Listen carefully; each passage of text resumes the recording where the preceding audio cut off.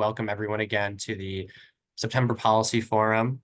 I'm Chris Melfi, FASD United's policy coordinator here, and I'm really excited to walk you through about what we know about the passage of the FASD Respect Act through the Support Reauthorization Act. Maybe a little update on how Impact Week went, which I can't believe was only last week. And we'll have a bit of an organization update from a few other people as well. I'm joined by my policy teammate, Susan Shepard Carlson. Of course, everyone should know. Sophie Cece, who's the FASD United Media Director and has been helping out on a lot of policy-related work. Tom Donaldson has joined. He is our president and does quite a little bit of work on policy. And we're also joined by Christy Petrenko of our board, who chairs one of our policy committees, and Mike Anderson, chair of the FASD United board. So thank you all for joining. I will be leaning on some of you for context throughout this. And if we have any questions, of course, feel free to come off mute and offer your sage advice. Sophie, I can't tell. Can you see if Jen is on the call by any chance? I'm here. Yay. Jen, I'm going to pass it over to you for some organization updates. Absolutely. Well, thank you all for joining us. I thought we might have a little bit of a full house because of something exciting that recently happened. And not just Impact Week, although I will say it was an incredible Impact Week. We had the largest group so far join us, which was amazing, as well as cross collaboration with many of the national clinical groups, the National Foster Parents Association, and AUCD. So it was just a fantastic time. We will be working on publishing the white paper from the FASD symposium, and that gives policy recommendations for where we go as a field with FASD. That should be published in early 2026. And we've just got a lot of other things going right now. We've got an education survey that'll be coming out soon to follow up on an education survey that we did a couple of years ago, keeping that data consistent and just continuing to move the field forward both with people and with data. Our Family Navigator program, if you're unfamiliar with it, does give support, care, and resources out to families, people with FASD, and professionals. So if you have a question, you need a resource, they're a great group to reach out to, and they've been experiencing their highest ever call volume, which is great. We love that the word's getting out there and that people can see them as a place of support. Our affiliate network continues to grow and celebrated also at Impact Week. And if you are part of an organization that's working with the affiliate network or that's working in the field of FASD, your organization does FASD work, we really strongly encourage you to consider joining the affiliate network. There can be more than one affiliate in a state. We welcome anyone who wants to join, and this is becoming an even larger, more cohesive group than it ever has been. And we're really grateful for the work of our affiliates. So sorry, Chris, didn't mean to steal Emma's thunder, but I'll go ahead Thank you so and much. Emma put their contact information in the chat as well to talk if you have interest in becoming an affiliate. Emma, would you like to share anything about the highlights from Impact Week for the affiliates?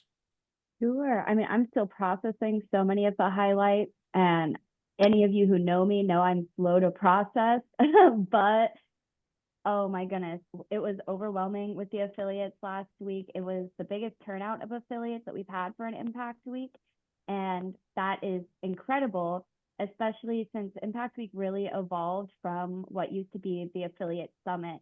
And so it used to be just for affiliates, opened up to our entire community and for people new to our community to join in.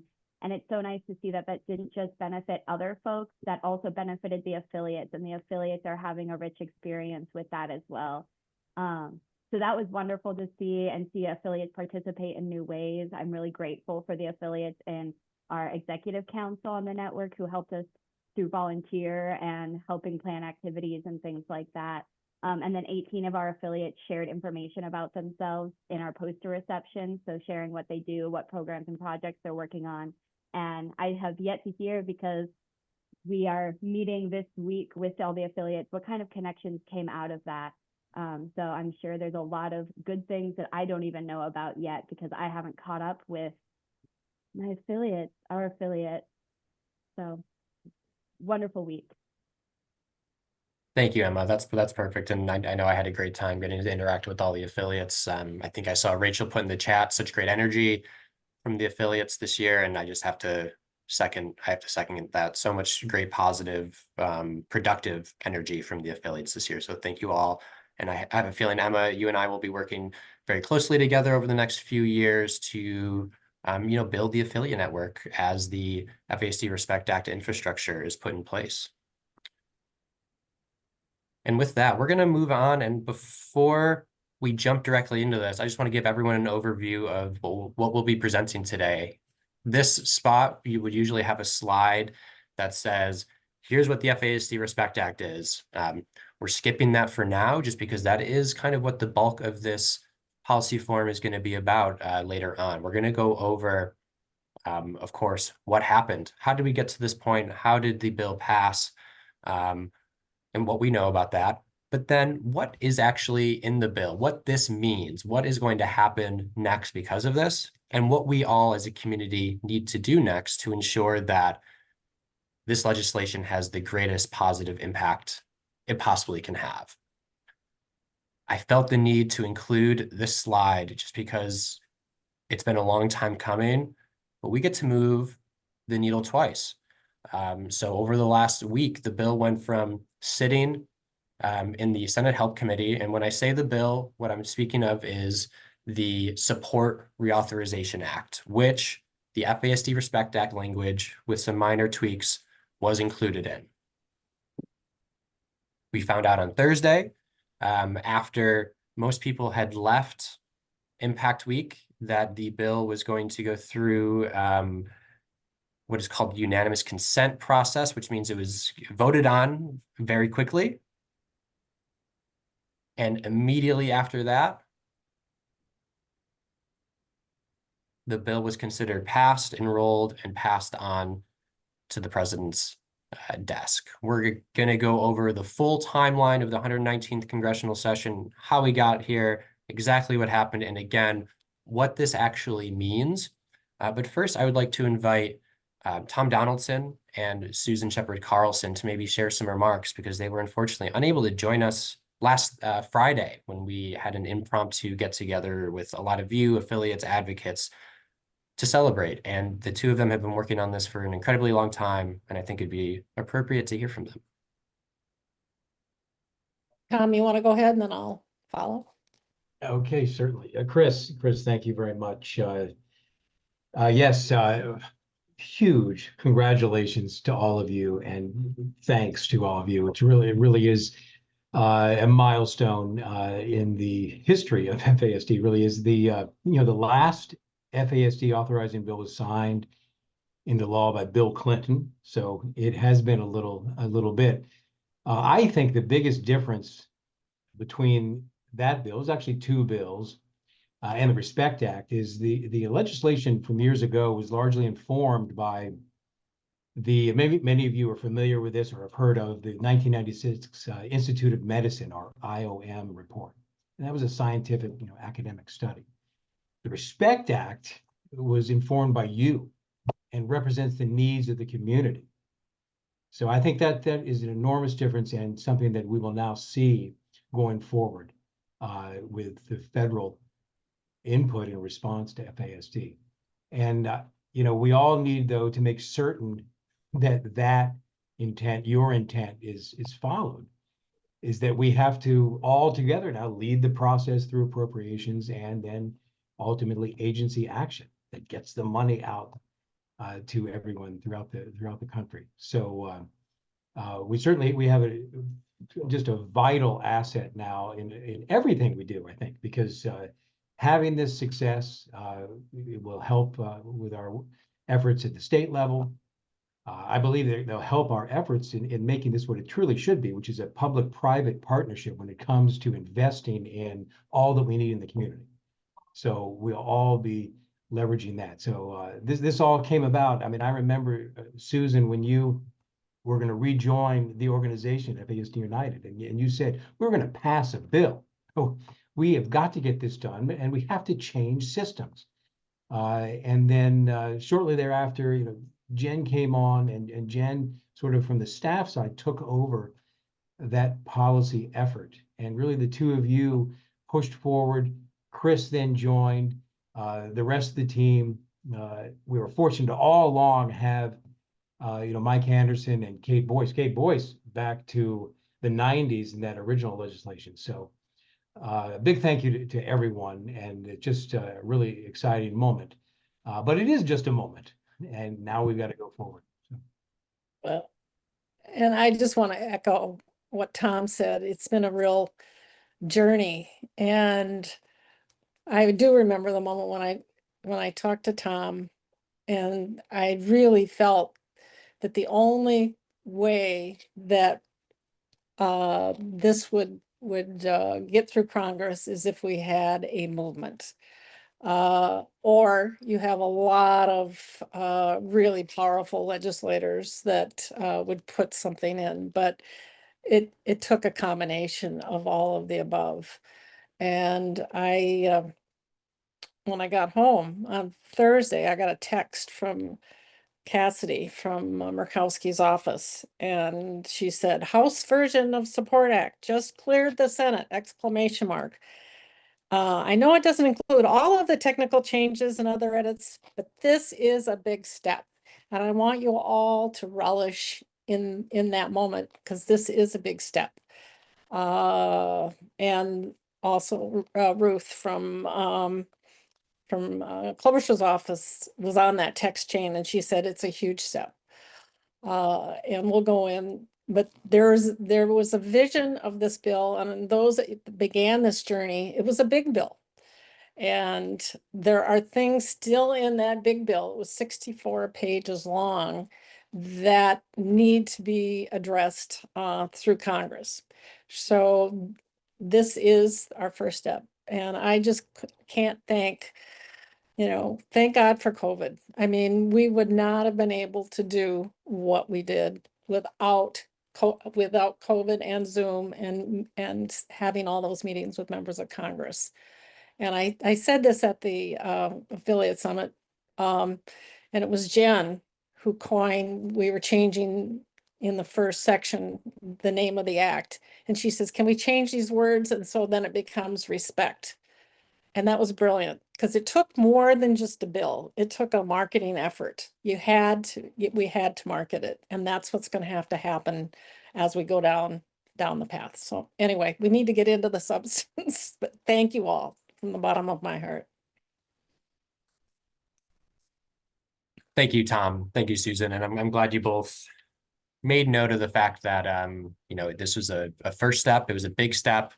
It was a necessary step, and now we start moving forward. Thank you both for the remarks. Going to give a quick run through of, just exactly how we got to this point. I'm going to limit it just to the 119th congressional session, because so many of you on this call have been doing work for decades, and we just don't have time to do all of that. So while I don't take that all for granted, please understand that there's so much gratitude for the work that has come before. Let's just start back in January. Many people will remember the disappointment and the letdown of the Support Act, which included the Respect Act at the end of last year, being included in a continuing resolution. Looked like it was poised to be voted on, pulled at the last second, never voted on. Session ends, and we seemingly start from the ground floor again. What we found out was that wasn't quite the case. Just a few weeks later, when the 119th session started, on January 16th, Senator Murkowski and Klobuchar reintroduced the FASD Respect Act of 2025. And what this indicated to us is that it would be nestled into a vehicle bill quite early, like it had been in the 118th. And that came to be on March 31st when the chair of the House Energy Committee, Chair Guthrie, introduced the Support Reauthorization Act, and included our bill, the FASD Respect Act, with a few minor changes in it right from the get-go. You may remember from in the 118th that the FASD Respect language was inserted into the Support Reauthorization Act, but it was done so by an amendment, which took some work on the advocate side, which took work on the legislator's side. There was always a chance that it would be taken out were it to pass. This time included right in there. I think that's a testament to the work that you've all done as a grassroots advocacy network to raise awareness and to make sure people understood that this was necessary and that it fit into the bill. Within a month, and I think that's quite impressive, the Support Reauthorization Act was reported out by the House Energy and Commerce Committee and sent to the full House. This was a bit of a contentious vote with lots of protest no votes, which were in response to the administration's treatment of federal health agencies and proposed cuts. But once it did reach the full House, it passed out by quite a large margin on June 4th. You can see the margin there, 366 to 57. So it passed through the full House and was sent to the Senate Help Committee as S2121. Again, this is in June. And that's where the bill sat. It sat in committee while advocacy work was continuing to happen around it, while there were competing priorities. We know that both chambers were on recess for the entirety of August. So it was a chance to, kind of strap in and get to meetings, making sure that that our legislators understood the importance of this bill. And again, it sat in Help Committee until the advocacy made it clear that this had huge support on both sides. September 18th, again, just 1 week ago, it seems like a long time ago already, as Susan mentioned, she received word that the Senate had passed the House version of the Support Reauthorization Act by something called unanimous consent. And I can walk people through this. And your first question may be, how is the Senate, or why is the Senate passing the House version when there was a Senate version that was also introduced and was already sitting in Help? And that's because this unanimous consent process is meant to work very quickly. It's meant to pass bills immediately, and it's meant to be for bills that already have support and will go without any contention. The House version had already been passed by the House, of course, and by acting on the House version rather than the Senate version, it ensured that there were no differences between the two bills because you have to skip the conference session when you do the unanimous consent procedure. How this works, it usually involves something called a hotline. This hotline is a somewhat informal process that happens in the Senate. Senate leaders will check with members to make sure that a bill is not contentious and would be able to pass quite quickly without any amendments or without any issues. They're essentially testing the waters to see if the go-ahead can be given. Once that go-ahead is given and it seems like a bill is a no-brainer, will receive no issues on either side, a member on the floor will ask for unanimous consent, in this case, to discharge the Committee of Jurisdiction, which is the Senate Help Committee, from further considering the bill. So what happened in this specific instance, Senator Maggie Hassan from New Hampshire, who is a co-sponsor on the Support Reauthorization Act, was on the floor, asked for unanimous consent to essentially say, hey, Senate Help Committee, you don't have to worry about this anymore. We're taking it off your hands. We're putting it into the hands of the full Senate. There were no objections, and the bill was sent to the full Senate. This is all happening within a 2 to 3 minute time span. The senator asks if there are objections. There are no objections. She then asked again immediately for unanimous consent for the bill to be considered read a third time, for all motions to reconsider the bill be laid on the table, and for there to be no further debate on the bill. This is the critical juncture in the process where if even one senator has an objection, the whole process breaks down, the bill is not passed. There were no objections. The bill was considered passed by both chambers and was immediately considered to be sent to the president's desk for signature.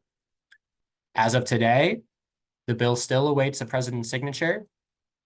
How this works is a president has 10 days to sign a bill into law or return it to the chamber with their objections. This is called a veto. Congress is able to override a veto with a 2/3 vote in both the House and the Senate. What we know about the margins on the vote in the House is that this is essentially a veto-proof bill, veto-proof margins. Were it to be vetoed, which is a long shot, we know nothing for certain. It would be returned to the House and Senate, where it seems highly likely that that veto would be overridden. If anyone is concerned about the process or the mechanism known as a pocket veto, that operates within the same 10-day weekend. However, it cannot be used here because that only applies if no action is taken within 10 days and both the Senate and House are set to adjourn for the entire session. The House and Senate are not adjourning for the entire 119th session within 10 days, so there cannot be a pocket veto. Jen, Susan, Tom, is there any sort of context you want to add there before we kind of dive back in a little to more of the what this means, what this is? I want to say I find it fitting that the bill passed using almost the exact same mechanism that it failed by when we were all so sad before. So this was exactly what we were trying to do with the hotline process, and we missed by one senator's vote. So this time around, there was not that objection, and again, I think that's attributable to everyone here and their outreach, so that our senators were familiar with and comfortable with voting yes, and that it was tucked into a larger package bill. That's really how the sausage gets made these days, folks. That they don't pass individual single bills, usually they're larger package bills. And we would not have been invited to be included in that large package bill had it not been for the efforts of all of you. So thank you. And the only thing that I would add to that, and as we get down to the appropriations, and those that were intimately involved with with your meetings, there was the House would not pass such sums as necessary. And the Senate bill had had an appropriation. So that's, we had to do an appropriation amount, and that's what current appropriations is. So, but Jen's right. If we could have gotten it through the House, with an appropriation amount that was higher, we would have done it, but that we had to, the House was really, not wanting to do a such sums. So anyway, That's helpful context from both of you. And Jen, just to add to your point, you're 100% correct. Fitting that it passed on the hotline, essentially the hotline process, which was heartbreaking at the end of the 117th. And it just shows the amount of work done by all of you to give our legislators the tools they need to really understand this issue, the language they need to speak about it, and your experience so they actually understand what it is that they're voting on. It shouldn't go without mentioning that one of our Hill Day attendees was able to meet with the senator who blocked it during the 117th. So I mean, every meeting counts, whether it's in person or on Zoom. And we know that most of our meetings happened on Zoom over the last 5 or so years. And that's a tool that we will continue to use, definitely. I'm going to assume a lot of people are familiar with the provisions within the FASD Respect Act. We mention them every month. For those who are on our weekly meetings, we talk about them a lot, but we want to go over the key takeaways, the wins, and what they actually mean for all of you. The key takeaways here are that we now have reauthorization for programs that expired in 2007. This ensures funding for FASD programs at a time when health funding is more vulnerable than it ever has been. It also shows a rededication to FASD from the perspective of support. It's acknowledging the entire community and the grassroots advocacy it took to get there. That is kind of the base layer of what the reauthorization part of this bill did. One of the major takeaways, and it's the first time that it's happened, states are now directed and encouraged to look at their existing systems of care and determine where FASD fits in. One thing that Susan has been mentioning is that the FASD Respect Act, this bill is about systemic change. I think she mentioned it's not about nibbling around at the edges. This is to change systems, and this is where it's done and how that will happen. Susan, as you also mentioned, the bill that passed includes the appropriations at 12.5 million. That's the baseline, that's the minimum, and there's an understanding that we need to build from there. But it does safeguard appropriations that up to this point were essentially given piecemeal, had to be won each year, were never guaranteed, and it was looking increasingly like they'd be more and more difficult to get. Programs without authorization are always vulnerable. It seems like more and more so as we move forward. I'm going to take a very quick moment just to make sure that we're not missing anything huge in the chat. I know that we will be doing, we're going to be going through a lot of information, so any questions that are asked may just be answered as we go.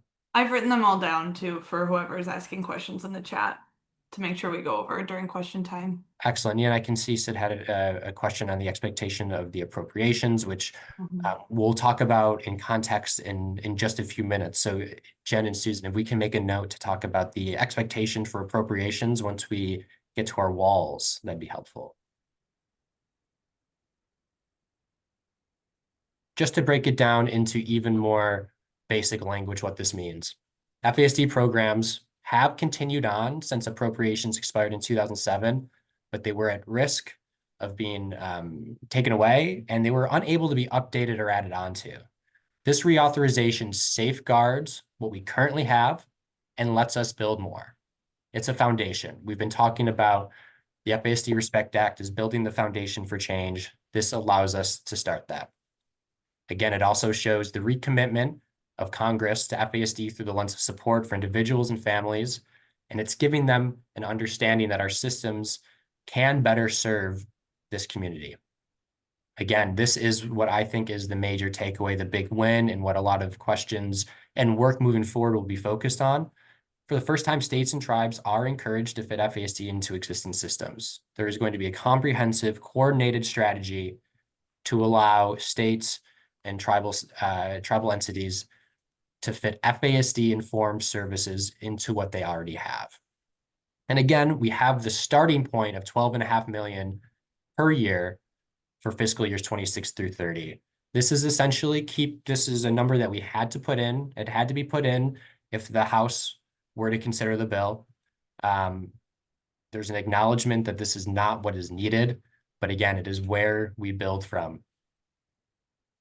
One of the major takeaways here should be that this is a new ecosystem now for addressing FASD, and we all need to be prepared as a community to operate within the new ecosystem to make sure that we do the greatest good for the community, which is what we're going to talk about in the coming slides.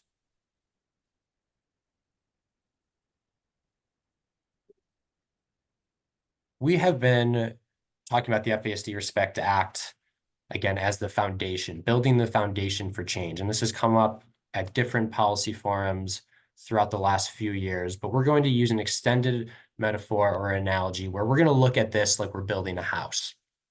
But before we do that, let's look at the house that we had prior to this being passed. From 2007 to present, authorization for programs had expired. The funding was extremely vulnerable and not guaranteed, and there was no coordinated strategy. Here we have the FASD Respect Act as the foundation, with each other part of the House representing work that we need to do to continue to make sure that individuals and families are fully supported.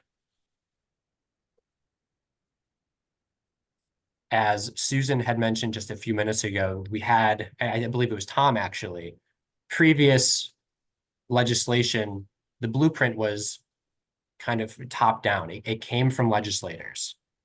The blueprint for the FASD Respect Act comes from coordination between all of you, which again blows my mind. Absolutely amazing what you have all done and are able to do in tandem, in coordination with our affiliates, with larger state and national organizations, and with help from congressional champions like Senator Murkowski, Senator Klobuchar, Representatives Bacon, McCollum, the late Don Young. We can go on and on about people who have helped. Senator Cassidy from Louisiana, Senator Sanders, Senator Hassan. I mean, Representative Guthrie, I could keep going. I won't, just because there's far too many of them. The point is that this blueprint for creating this House was developed in collaboration, in coordination. And that's the sort of spirit we need to carry through this entire process moving forward.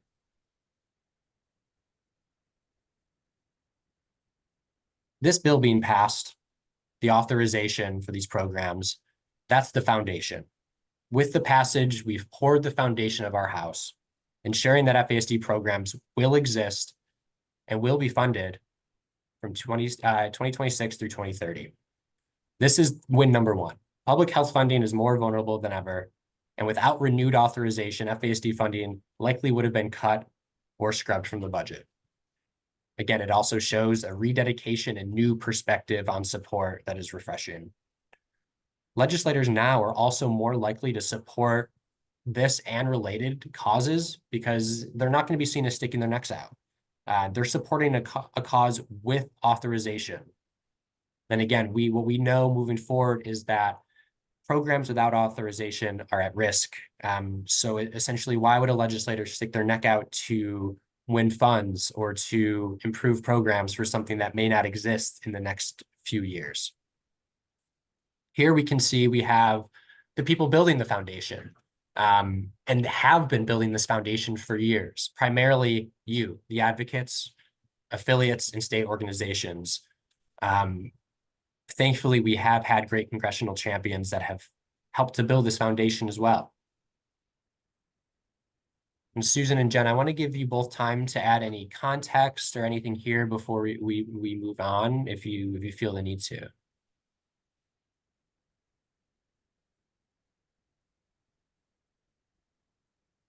Taking silence as a no, and we'll keep going. We are going to build the walls to our House. We're going to look at the appropriations attached to this bill and appropriation process moving forward as our walls. What we know is that $12.5 million each year has been authorized to be appropriated very quickly. We've talked about this in past meetings.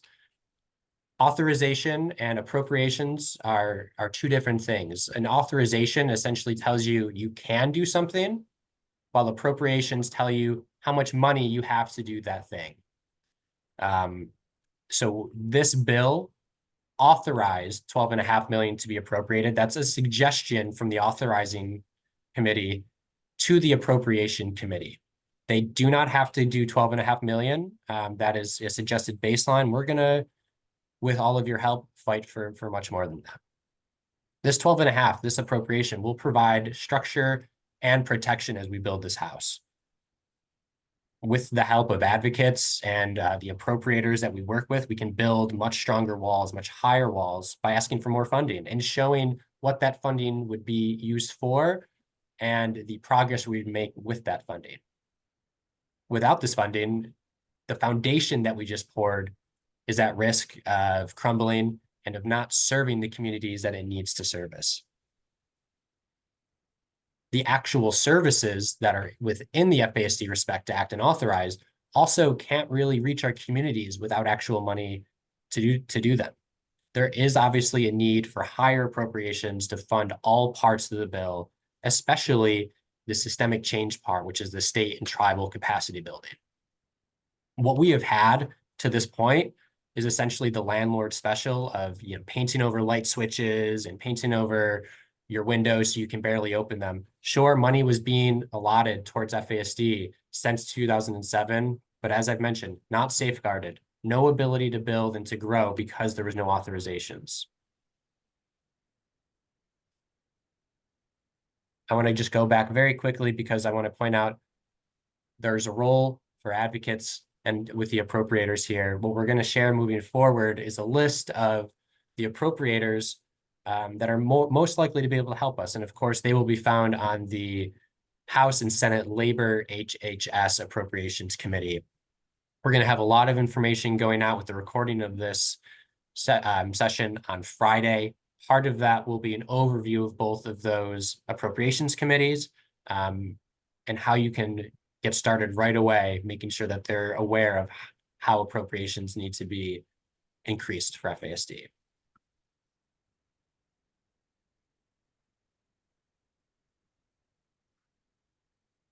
Then we have our roof coming over us, and our roof is the state funding and coordination. It's that building state and tribal capacity to address FASD within the systems of care they already have. Again, this is big win number 2. This is the first time states have been encouraged to address FASD within their existing systems.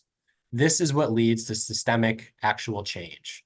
States will invest and individuals and families will be protected and made to feel like they are valued, respected members of the community. This is an excellent chance for organizations, affiliates, advocates to continue to build relationships within their states to make sure that they are ready to do business. You can do this by meeting with state legislators, state agencies. It would be great if you could meet with your executive within your state and encourage them to create FASD state coordinator positions and an FASD advisory committee. The reason this is important, part of the FASD Respect Act says that in order for a state, a nonprofit, some sort of organization to receive grant money from the Secretary of the HHS, that state may need to have a state coordinator for FASD and a state advisory committee. This is work that needs to be done within states to make sure that everyone is set up to do the most good they possibly can through this bill. We will get into this mechanism much, much more. I know we have something coming out Friday for state preparedness, how you can best make sure that your state or organizations are prepared to benefit from the FASD Respect Act so the entire community can benefit from the FASD Respect Act. Again, we have draft language for both an executive order and statute language that would create a state coordinator position and a state advisory committee. Really need to note the importance of making sure that the House itself does not become siloed with organizations and with states shutting themselves off from others. If we have proven anything over the last few years as a grassroots advocacy movement, it's that we are all stronger when we are working together in the same direction. We need to keep the doors and the windows open, allowing for collaboration within our community and without our community to make sure, again, that we are doing the most good we possibly can. It's at this point, and with the appropriations, so the walls and the roof, where we finally get to see people constructing this house with us who may not necessarily be living in that house after. We know as grassroots movement that so many of you doing this work will also be living in this house after. There is so much put on you. We need support from the outside. This is where we partner with state legislators, with state agencies, where we are working with appropriators on the federal level to make sure they understand the need. So you can start going from building the house on the outside to be protected and nourished on the inside as a community.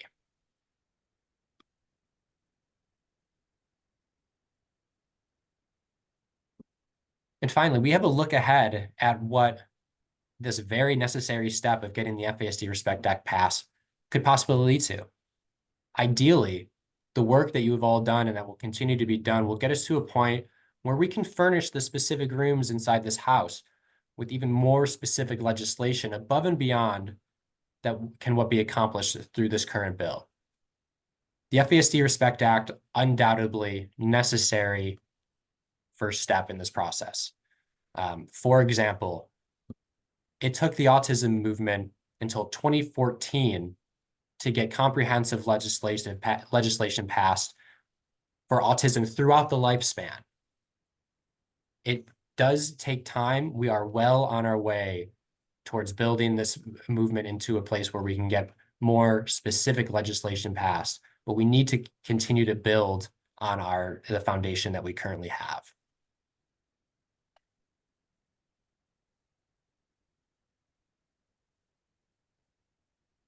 And lastly, we can talk about advocate roles, what we all can do to make sure that we're building this house together, that the house gets built at all, and that it works for all of us. We know that these walls, the appropriations need to be strong, need to be tall, and need to cover everyone. The 12.5 million essentially continues the programs that are in place now. It's a place to grow from, but it needs to grow.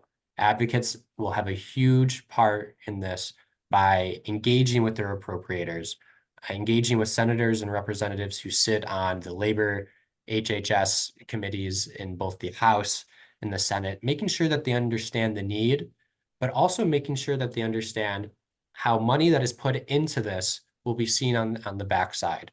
One thing that this community has gotten really good at, I believe, is talking about the stuff that is difficult to talk about. It's so blatantly obvious to me, and I hope millions across this country, that this is just the right thing to do. It is just the right thing to do. When we are dealing with legislators, they need to know it is the smart thing to do, and that it will make us as a country stronger and more independent and more secure.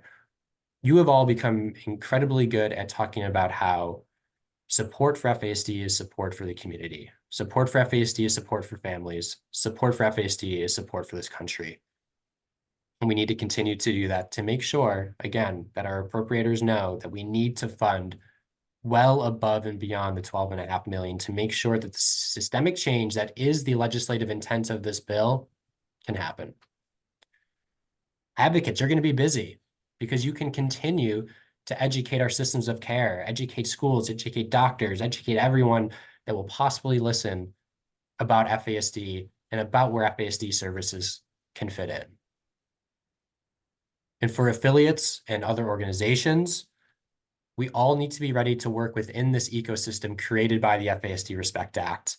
We need to be prepared to do business by ensuring that your state has the necessary qualifications to benefit from this, to make sure that you're able to do the best work possible.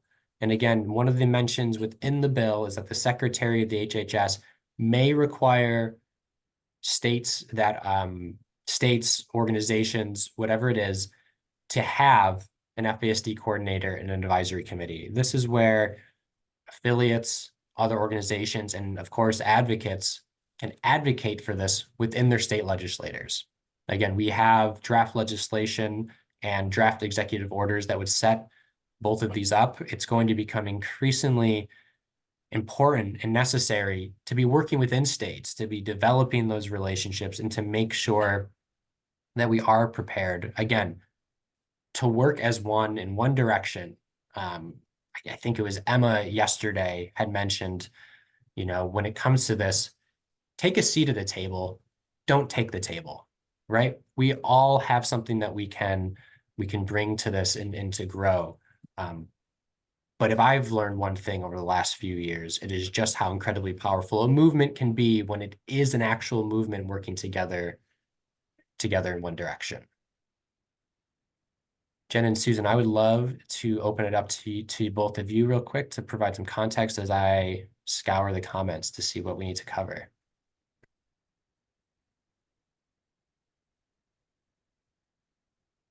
The one thing that I would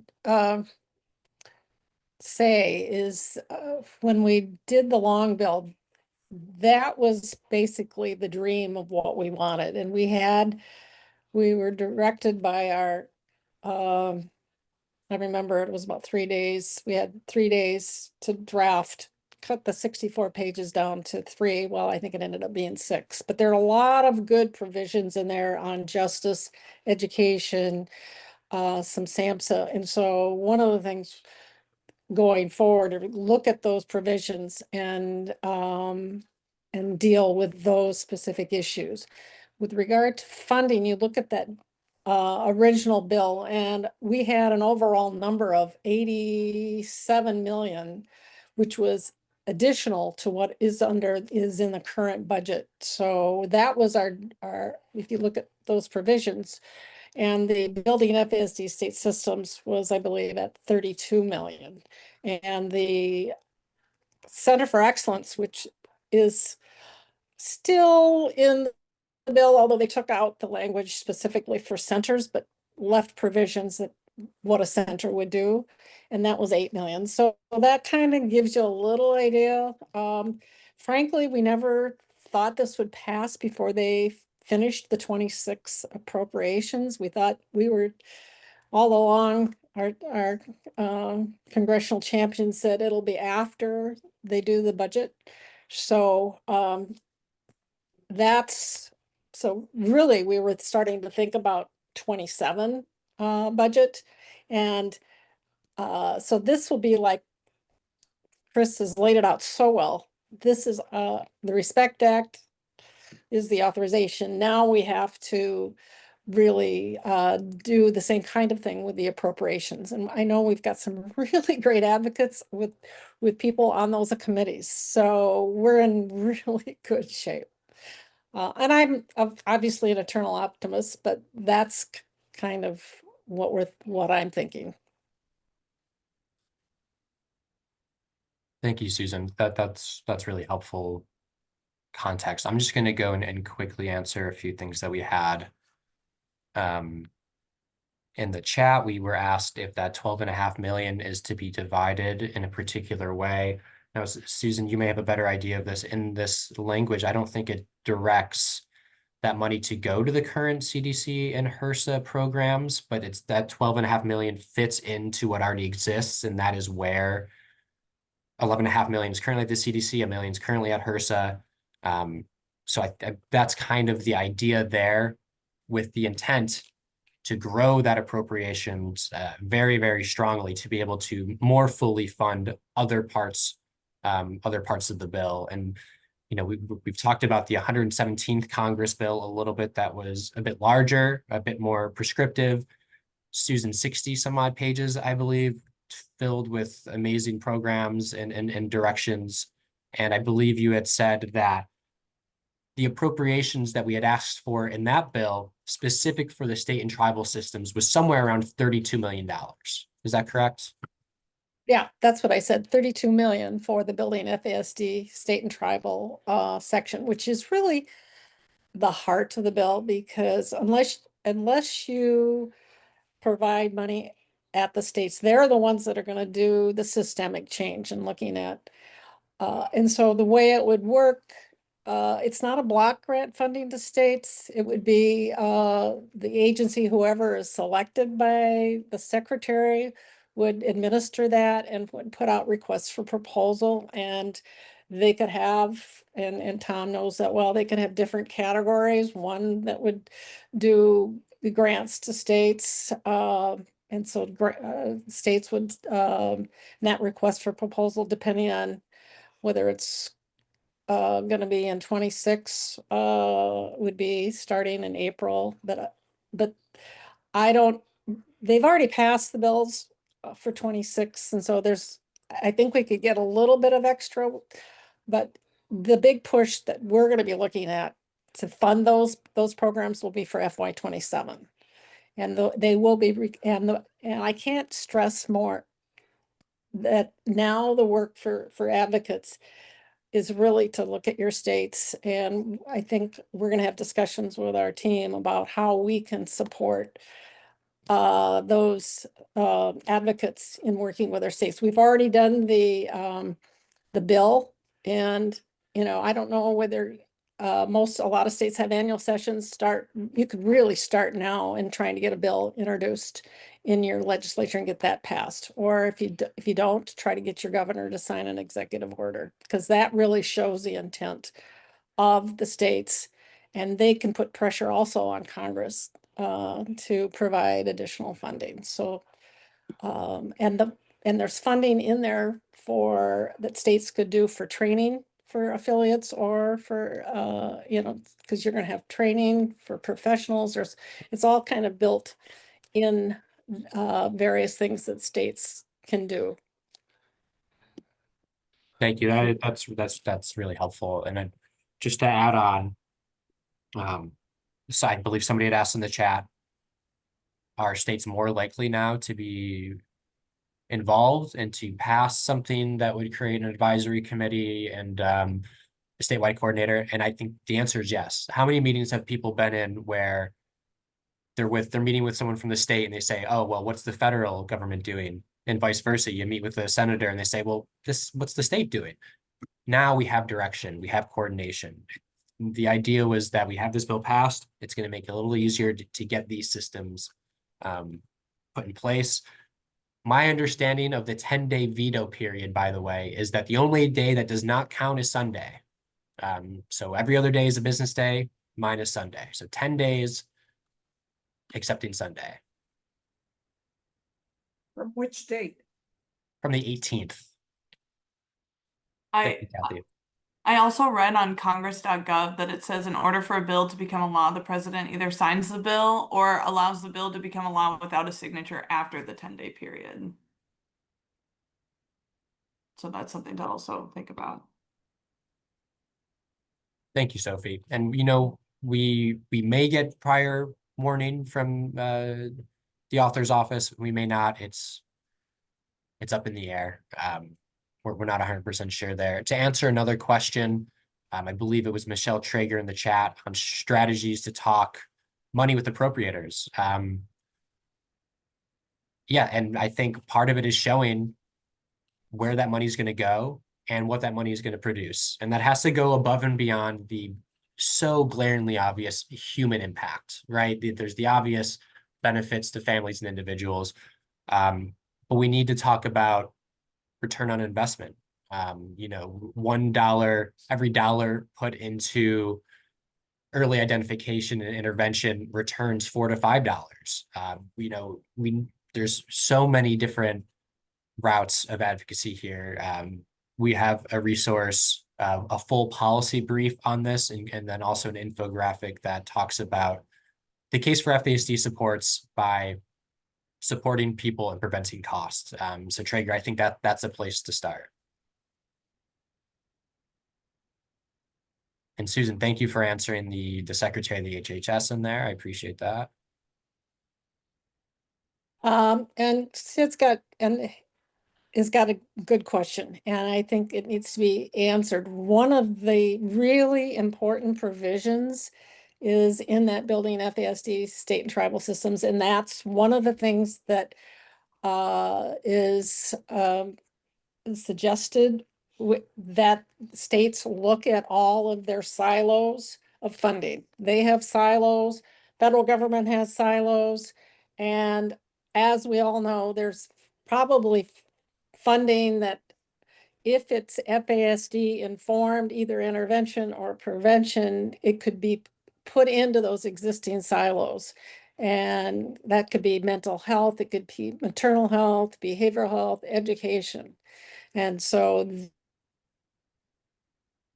that's going to be part of their process of looking at what's going on in their state. And California's doing a really good job of that. But that, and because otherwise you're just going to, the way it's always worked is you've got silos, doing all these things where if you just put FASD informed into that, into the mental health or behavioral health, and states are the ones that administer it. So it makes so much sense for states to begin to do that. And that's what they'll begin to get funding for, to start that process. And then they will put together their RFP with the HHS secretary,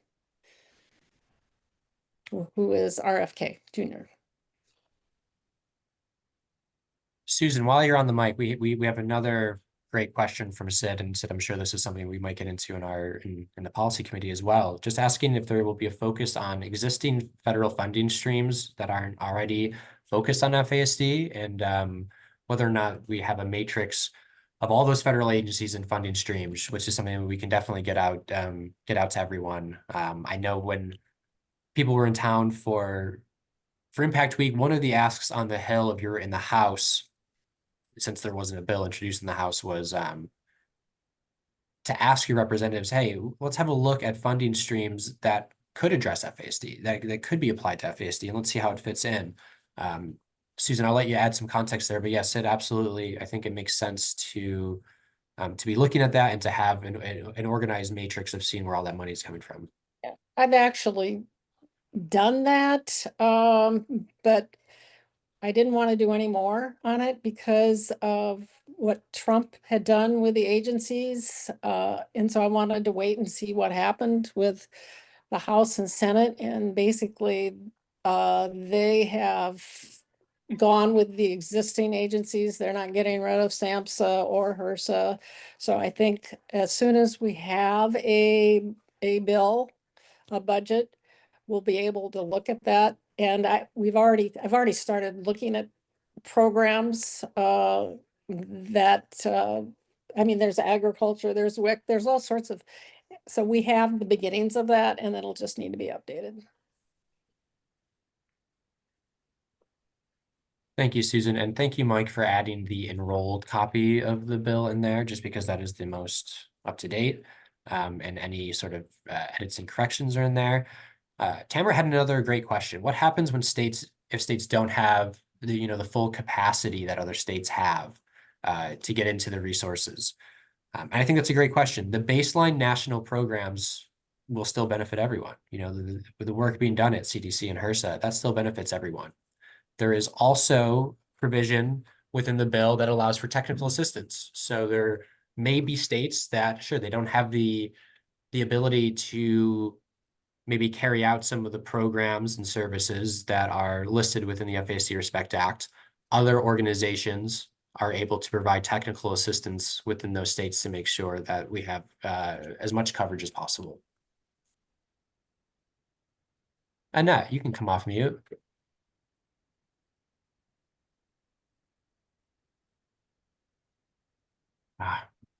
She may have lost her question. Annette, we'll let you come off mute whenever you want if you still have a question or something to add.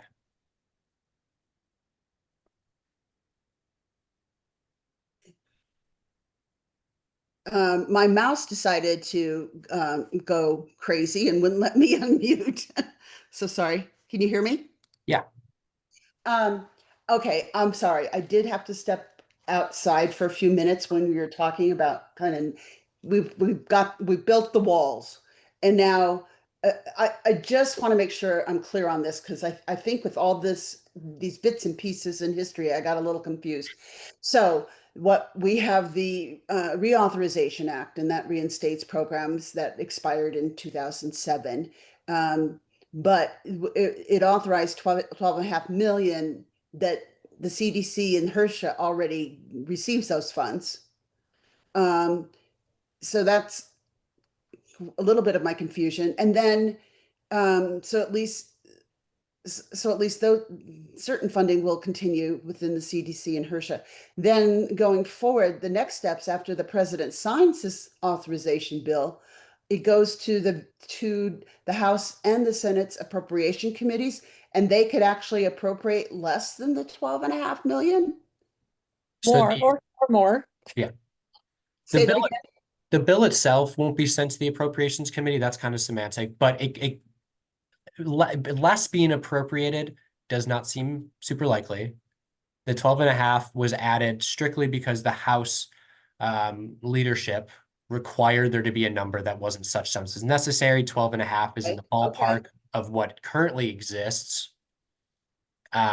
Susan, Tom, Jen may have a better idea, but less being appropriated seems unlikely, especially with the advocacy that will happen moving forward to ensure that more is appropriated. Okay, and so then the second part of that question was, so then in the appropriations committee, there is a chance that the House and the Senate could decide, hey, there's more that can be done, and we would like to give the FASD community more money, more funding. That's exactly it. And Yeah. I think what I would say on this, because it took me a while to get my head around it too. And so if like me, you're a little lost on this, bear with me. Hopefully we'll make things super clear. What the FASD Respect Act did, they can't say, they can put a recommendation for how much money, but at the end of the day, they're not the ones signing the checks, right?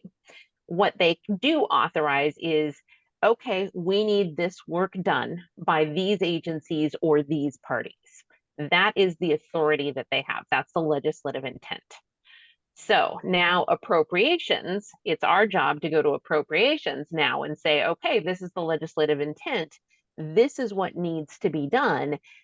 And 12.5 million isn't going to cut it. And we can show you by talking to states about where the gaps are, by presenting testimony on where things are falling short. We can show you where those things are not being done. Therefore, we are making the case for more in appropriations to be able to fully fund the work that Congress has said, hey, this has to be done.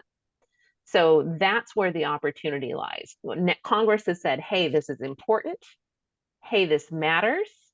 Hey, this is the path going forwards. We need to mobilize state and tribal systems and get them involved in FASD and get them informed and, get those silos of care all talking about FASD and coordinating together. That's where it's important to have your state coordinator and your state council or body that talks about coordinating council on FASD. That's where it's important, because those organizations and those people are going to show where the gaps are. Then we can take that data back to the appropriators and say, hey, show us the money. You told us you wanted these things. We're showing you that we are not able to get those things done, or your agencies are not able to get those things done because there's inadequate funding for it. So let's move. Before the Respect Act passed, there really wasn't that impetus to appropriators. I think further back in the chat, Traeger said something about her appropriator, the appropriator she met with, saying that they didn't want to appropriate funds because they didn't know if those funds would go to other purposes or be siphoned off somewhere else. Well, now we have the legislation that gives the purpose to funds being appropriated. And it shows that there has to be a report back to Congress on how so there's report language saying that, whatever happens, agencies have to report back to Congress on the progress that's being made. And I think that's another important piece of the puzzle. So this is not immediately, you get $1 million, you get $1 million, you get $1 million. I wish. I wish that this bill had that kind of power. No, this bill does not cover what we would need to do. The current appropriations of 12.5 million do not cover what we would need to do to execute this bill. So now it's our job to go back and say, okay, it doesn't cover it. And here's what it doesn't cover, quantify that, give them data so that we can make the case for we need additional funding. And we did not choose the 12.5 million. That was what was put in by the legislative champions because they had to put a number in, otherwise it would not have passed the House. Got it. Okay. Thank you. That's a complicated process to get funding. It really needed is. services. It really is, and it's unfortunate, but again, 12.5 million divided by 50 states. I think Liz already did the math on that. Yeah. Oh, I know. It seems like a ton, but it's not.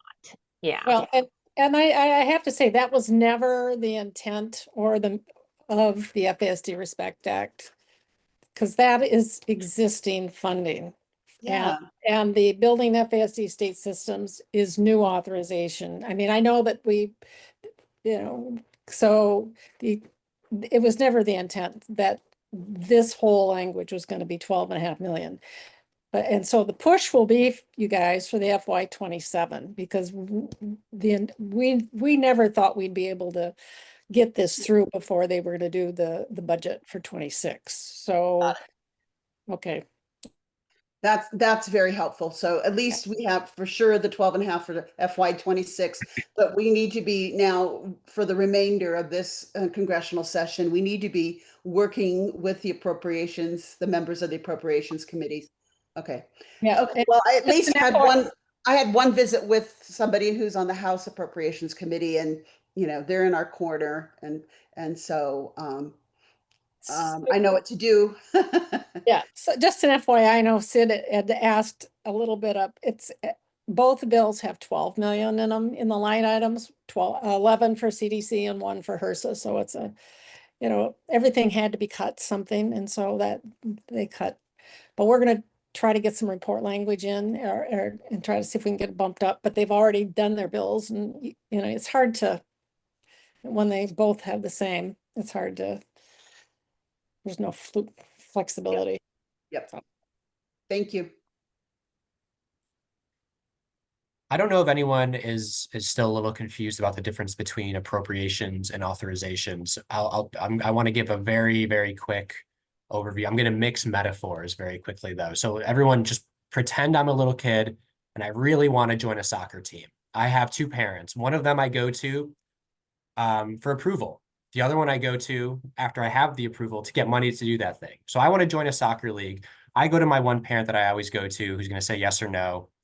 And they say, yeah, you can play. You can play in this league from this date to this date. And here are some of the materials that you can buy. I say, great. I don't have any money to do this, though. So I then have to go to the other parent, the appropriator.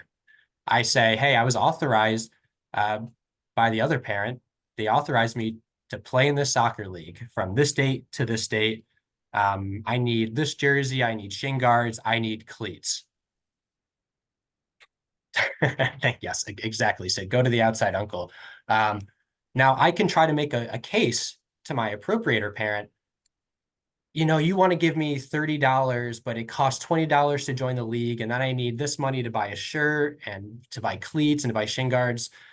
Don't you kind of think that maybe I should have a little bit more money? And so the appropriator can say, no, I think $30 is enough for you to do all of this. Or they can say, no, here's $50. Then I can register. I can buy my cleats. I can maybe buy 2 different shirts. I'm not wearing the shirt every single time. I get my shin guards. Next year, if I want to join that league, I got to go back and do it again. I need to reauthorize. I need to get more appropriations. But hopefully what I can do is prove that having appropriations at that higher level led me to be safer on the field, be a better player, all of these sort of things. I really hope that mixed metaphor did not just leave people more out in the dark or give too many divorce flashbacks. I'm so sorry about that, Ryan. And you forgot about the private tutoring, right? Oh yeah, whole thing. And the club soccer. Well, see, I'm an old soccer coach, so this is my hidden agenda here. Drive people into private soccer coaching. We have one more question, and I realize that we've gone over the hour. That was the fastest 1 hour of my life. We have a question from Lindsay from Utah. Our state currently has no infrastructure for FASD. I've lost it. If I move our organization to a nonprofit, how would we go about becoming the FASD coordinator for the state? Or would that be more of an organization like university? And that's a state by state basis. The start is building relationships with legislators in your state who will be able to introduce legislation to even get you an advisory committee and a coordinator. Part of building that relationship is nudging them in the right direction to make sure they, fill that advisory committee, name a state coordinator with a proven background serving this community.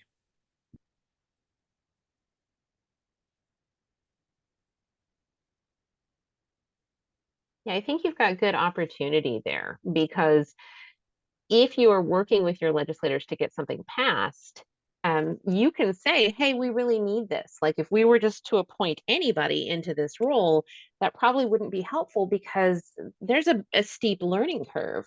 And there is language in the Respect Act that does state that, you know, if we needed to, nonprofits can serve as the state coordinator.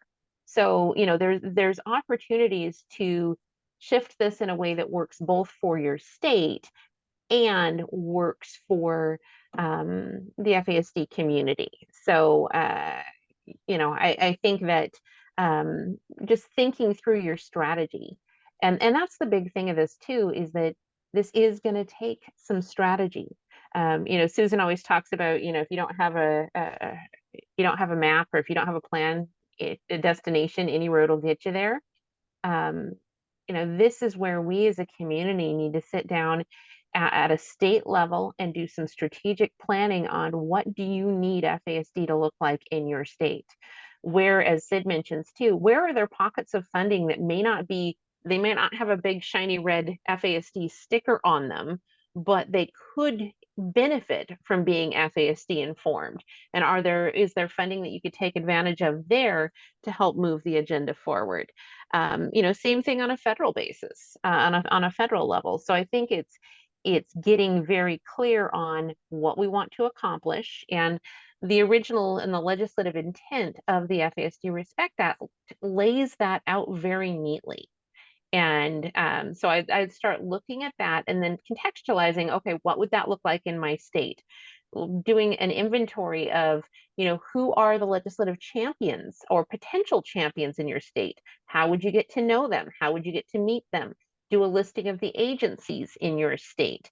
Okay, which ones are working in FASD and which ones should be working in FASD and aren't? And who are the connections there? And what are the mechanisms for connecting with them? So just being really systemic in how you're looking at this. You know, create a spreadsheet, create a database, write it down on a piece of paper, have a big whiteboard. It doesn't matter, but be working on this together in your state. Because the other thing that this could do, you know, if we look at this with a scarcity mindset and everybody's running out to get their piece of the pie, um, you know, this could be an opportunity to really tear down the FASD community. And that is not what we want. That is not what we fought so hard for the last 5 years. Um, you know, we fought so that we could move together forward as a community. And just being mindful of that as we move forward is, I think, really important. And, you know, somebody put in the chat, going with money in hand is more powerful. Absolutely. If we had money in hand to say, yes, we could, you know, yes, state of Washington, we can do this because the federal government is giving us funding, now set it up. That would be the ideal place to be in. And that's why we're working on appropriations. At the same time, we're working on seeing what we can get out of the state and focusing on state advocacy. And I would challenge, you know, looking at the, 58 participants left, raise your hand if you've ever gone to your state capital to advocate for FASD.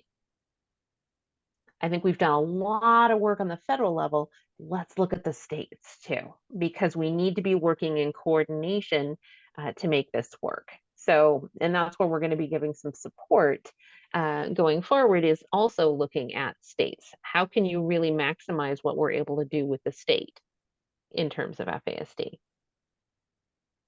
Well, and I just want to say, now you have something, the Respect Act, that shows that this is a big thing. The national, you know, the federal government has passed this, and now you know, so that gives the states, oh, well, maybe we need to start looking, and because there is going to be money coming down the road, and get ahead of the game, because the states that start early and start planning are gonna be able to get maybe more funding in, or putting in their RFP, whatever their states have done.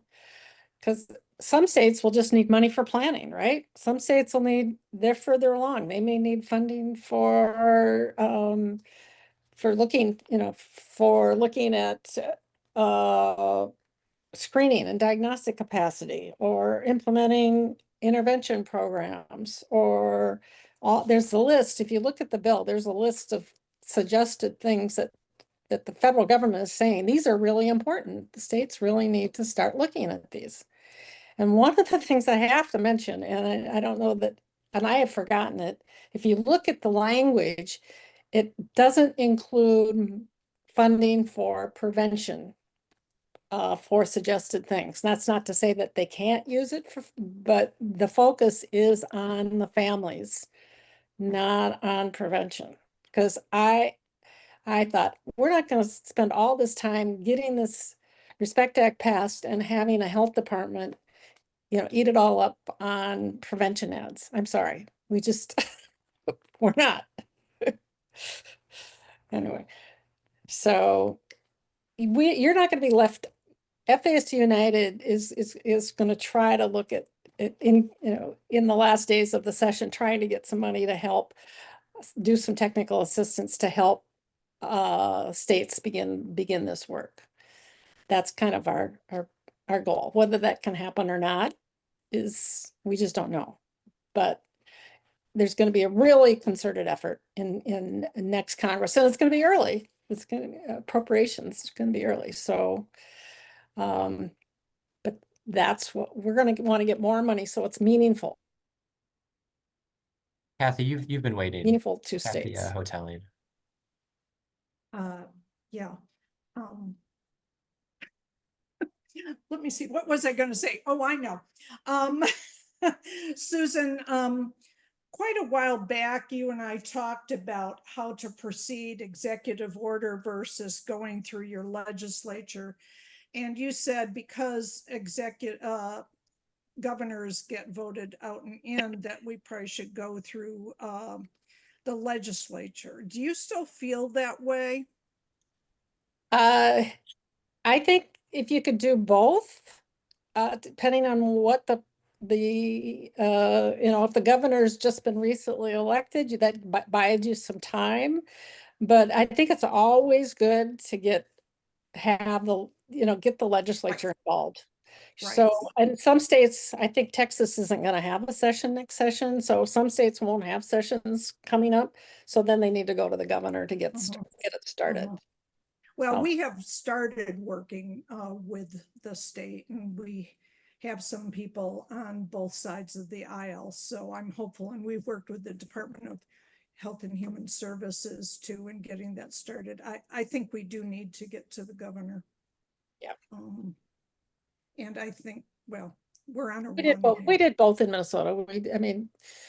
The governor started it, and then the legislature took the ball and ran. We actually did a task force, and I think I would highly encourage, if you can get a champion in your state, do a task force and go and have them put together a report and doing what looking at here getting, because that public input, I was surprised that the public input, we did 9 public hearings in 2 months, and that really helped get an appropriation through the legislature. So when you say get a champion and have them write a report, I'm not sure exactly. Champion in the legislature? Oh, okay, yeah. More than one. I mean. Oh, yeah. Yeah. We have several. One of them, I think, really supports us, but doesn't believe in committees. And we've said to him, but we're going to have a committee or we're not going to get any money. So I think we have a little more oomph to go back to him with now. Okay. Thank you. It looks like their hands are down, but I know we had questions from the folks from Hawaii. So Amanda or Darlene, if you still had a question. I think we were just talking a little bit about our work at the state level. We have a really odd and particular situation, and so I don't want to use that time here. I can talk more with Kiave and maybe you, Chris. We have an interesting, we're like 3 steps ahead, but then it puts us 50 steps behind, and it's like an odd mix of where we are. And so just kind of getting some advice, if you will, on what the FASD Respect Act might mean in relationship to some of the levers that we currently do have. I think we'll take that offline though. Mahalo. Thank you. Yeah, and sure, we're happy to continue that conversation. Either with Kiabe or whatever you find to be best there. Someone is asking about Kathy White's beautiful shirt. Yes, we are going to be working towards getting some more shirts in to make sure that we can get some more out to the community. That's something I'll be working with Sophie and our finance person Kim on shortly. We hope to have more information on that soon. Just trying to figure out the best way to do it that works for everyone, doesn't put too much strain on us, but make sure that as many people can get them as they want.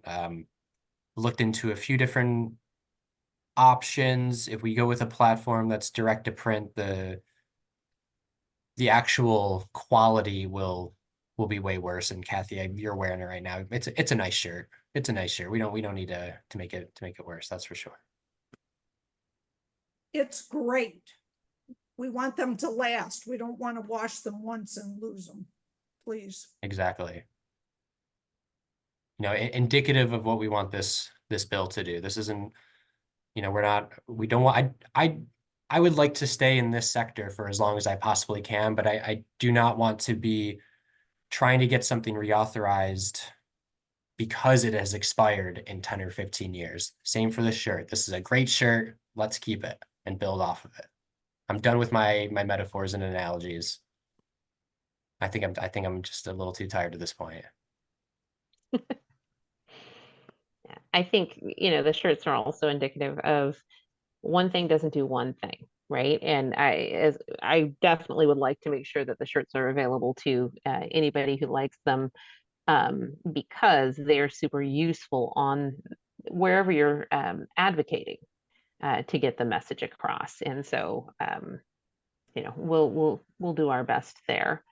Traeger asked, how long is the reauthorization good for? Till 2030, I believe.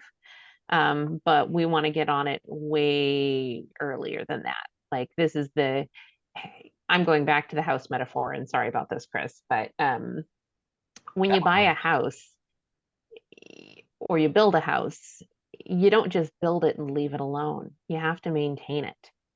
You have to mow the lawn. You have to clean the gutters. You have to, like home ownership is a journey, right? You have to maintain it and take care of it because it's a valuable asset that needs to be protected. And, the same with authorizing language or legislation. If we just put it in place and take our advocacy hats off and say, okay, yeah, we're done. We did it. Okay, bye.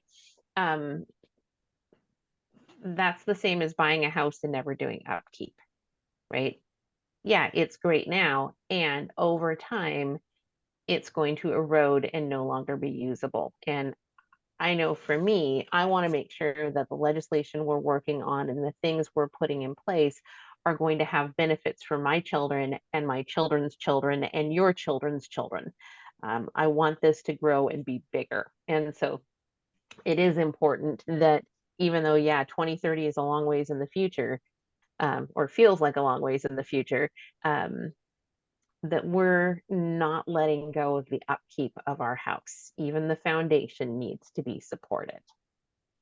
Well, and there is a provision at the end of the bill that requires the Secretary of HHS to report back to the committees on review of the activities, and an assessment. So it's not just, oh, we're going to pass the law and it's just going to, go on. They're going to have to be accountable to members of Congress as to what happened. And if if Congress doesn't appropriate enough money to effectuate, to effectuate any change, that they're going to have to, HHS is going to have to report that to the committees. So that's built into the bill.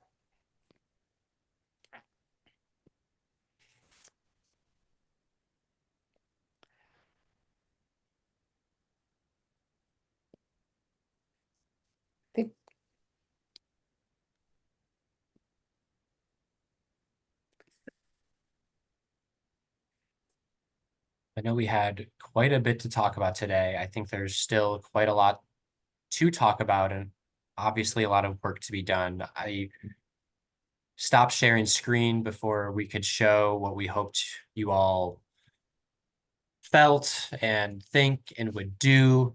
But the gist of it is I hope you all feel empowered and supported and energized and like you did this because you did. Last Thursday, Mike Anderson made it clear that, this may not have happened while you were all here for Impact Week, but it certainly happened because you came. This happened because you showed up, and not just because you showed up on the Hill. You showed up every day and just in your lives and the people you are on Zoom. I'm kind of blown away. You did this, and I hope you all feel good about that. I hope you celebrate a little bit. I hope you've had some time to celebrate and to really take this in. But I hope we all start to strategize and work together and begin to move forward and keep the work going as well. I know there's a third thing, but like I mentioned, I'm pretty tired, so I can't remember. Jen, what's the third thing? Now you're putting me on the spot. No, I think we take the time to celebrate, we take the time to collaborate, and then we take the time to build, right? This is the start. And hopefully we as a movement can look back on this as the start of something even bigger. And I'm incredibly grateful to all of you for that. Just to ride on Jen's maintenance thing, we have to maintain it. I call it my garden, you guys call it a house. The relationship we have built with the legislators took me 7 years to pass 2 bills. And I think we do not want to lose that momentum. We want to maintain that house. We want to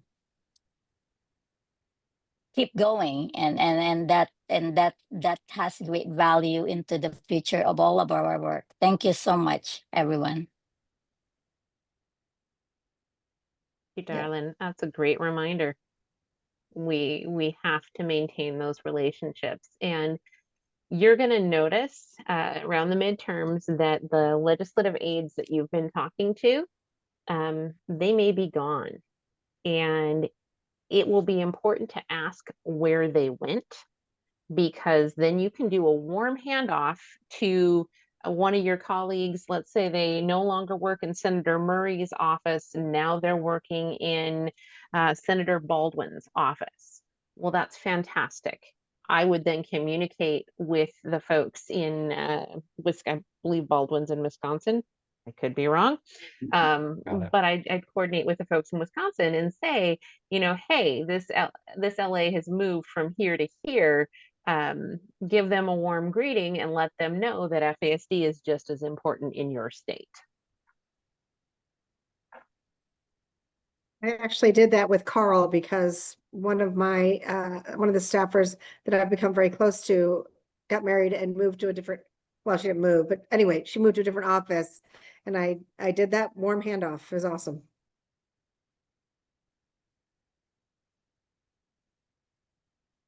And the folks we're meeting with now, likely many of them are going to be running for office in your state, in your county, in, even federally in time. And so these relationships that we're building, these are additive.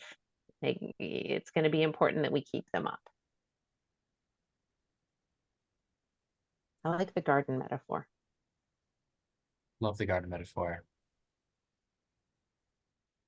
As always, we're stopping the forum now, but we're open for questions at absolutely any time. Feel free to reach out to myself, to Jen, to Sophie if you need anything. We have an absolutely fantastic leadership team supporting us. If we don't know the answer, Mike, Susan, Tom, we'll be tapping them. So please let us know if you need help. We're looking forward to seeing everyone who wants to join us for our weekly drop-in next Wednesday at 12 p.m. Eastern. And if we don't see you then, we'll see you next month at our monthly policy forum again. Thank you all for joining, and thank you for absolutely everything else. Looking forward to next week.